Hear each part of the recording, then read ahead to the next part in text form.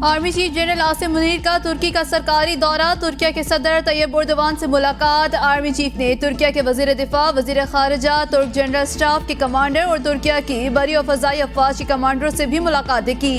ISPR के मुताबिक army chief के दौरे का मकसद दोनों ममालिक में फौजी और दिफाई ताउन को बढ़ाना है।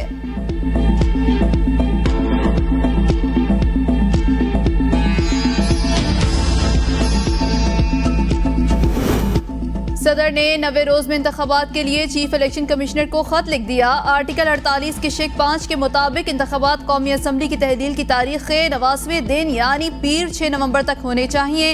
इलेक्शन कमीशन अपनी आईनी जिम्मेदारी पूरी करने के लिए आला अदलिया से रुजू कर सकता है ताकि कौमी और सूबाई असम्बलियों के इलेक्शन एक ही दिन हो। इलेक्शन कमीशन सूबाई हुकूमतों और सियासी पार्टियों के साथ भी मुशावरत करे। वफाक को मजबूत बनाने, सूबों के दरमियान इत्तेहाद और हम आहंगी के फरोग और गैर जरूरी अखराजात से बचने के लिए कौमी असम्बली और सूबाई असम्बलियों के आम इंतखाबात एक ही दिन कराए जाने पर इत्तेफाक है।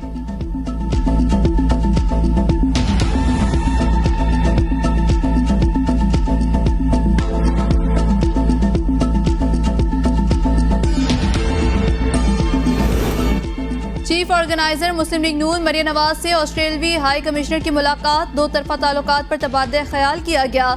मरियम नवाज का दोनों ममालिक के ताल्लुकात में मजीद वसअत देने का अज़्म। कहा, पाकिस्तान और ऑस्ट्रेलिया के दरमियान दोस्ताना ताल्लुकात हैं। कुदरती आफात और हर मुश्किल में ऑस्ट्रेलिया ने पाकिस्तान का मुखलिसाना साथ दिया।